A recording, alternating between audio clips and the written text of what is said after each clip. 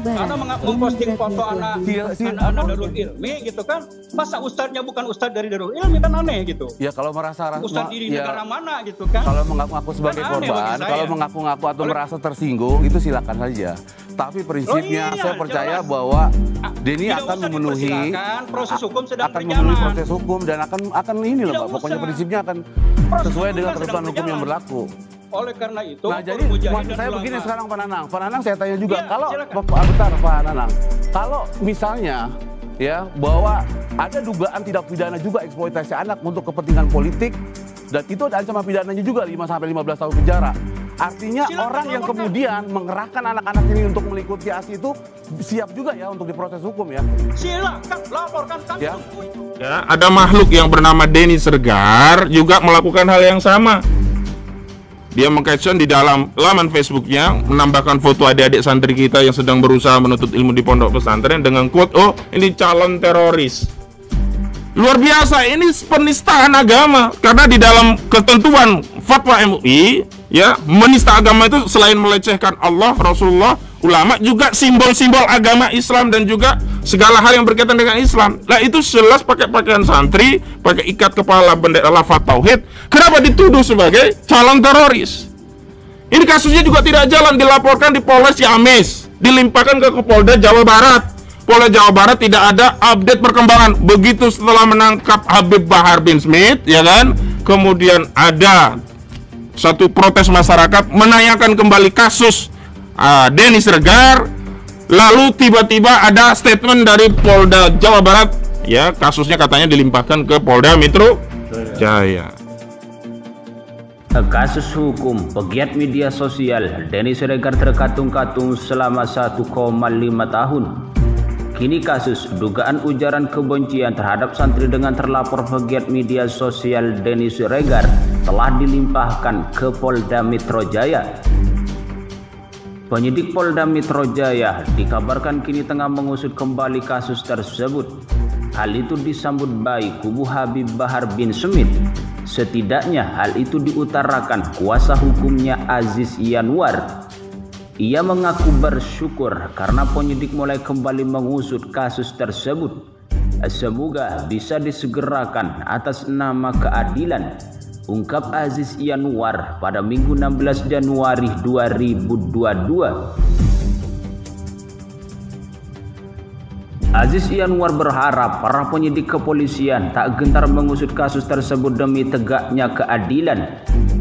Sebelumnya, Kabid Humas Polda Metro Jaya, Kombes Endra Zulfan, penyidik Polda Metro Jaya, saat ini tengah mempelajari laporan dugaan ujaran kebencian terhadap santri oleh Denny Siregar tersebut.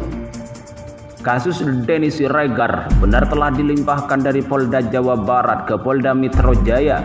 Kemudian saat ini masih dilakukan pendalaman oleh Polda Metro Jaya terkait dengan kasus ini, ungkap Zulfan pada Kamis 13 Januari 2022. Denny Siregar sebelumnya dilaporkan pimpinan pesantren Tahfidz Al-Quran Darul Ilmi Tasikmalaya, Ustadz Ahmad Ruslan Abdul Ghani, ke Polresta Tasikmalaya.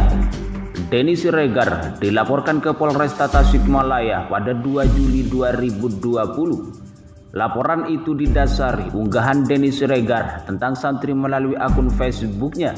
Denny mengunggah sebuah foto dengan tulisan "Adik-adikku calon teroris abang sayang". Unggahan itu menampilkan foto para santri yang bertuliskan kalimat tauhid. Belakangan terungkap bahwa foto itu menampilkan para santri pesantren Tahfidz Al-Quran Darul Ilmi Tasikmalaya yang sedang membaca Al-Quran.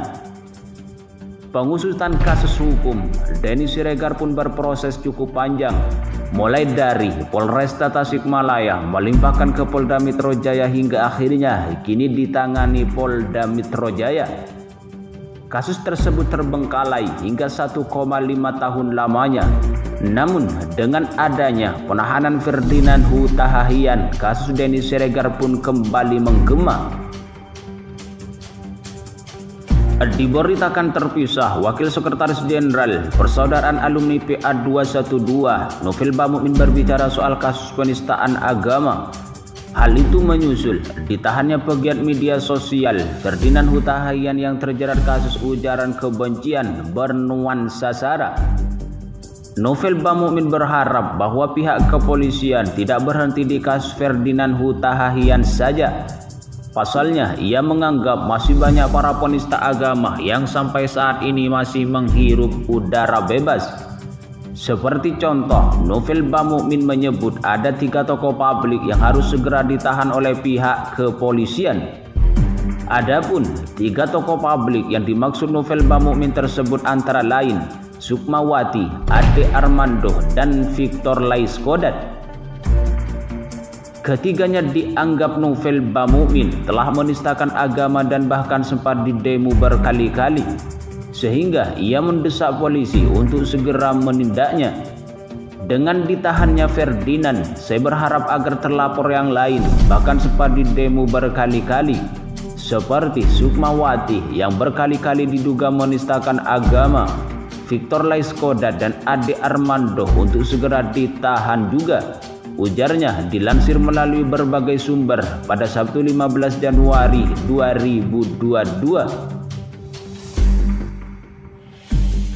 Selain itu, mantan pentolan Front Pembela Islam tersebut juga menyeret nama KSAD Dudung Abdurrahman agar segera diproses pihak kepolisian.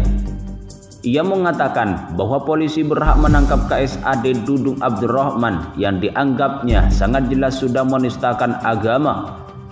Terkhusus Dudung, jurisprudensi jelas yang dengan mengatakan kurang lebih Tuhan bukan orang Arab. Lebih lanjut, Novel Bamumin menegaskan bahwa setiap orang yang bersalah harus diadili tanpa memandang bulu. Menurutnya, hukum di Indonesia yang tak pandang bulu itu sudah tercantum jelas pada dasar negara Indonesia, yakni sila kedua Pancasila. Tidak boleh ada yang mengalami diskriminasi hukum. Suatu bentuk kesetiaan kita terhadap Pancasila yang silanya jelas untuk kemanusiaan yang adil dan beradab. Kabar Ferdinand, pegiat media sosial, telah menyebar luas.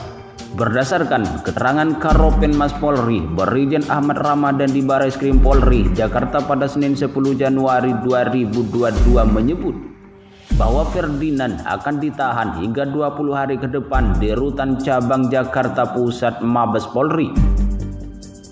Bahkan tidak sedikit orang yang mengaku senang atas penangkapan Ferdinand. Salah satunya adalah pengacara Habib Bahar bin Smith, Ikhwan Tuan Kota.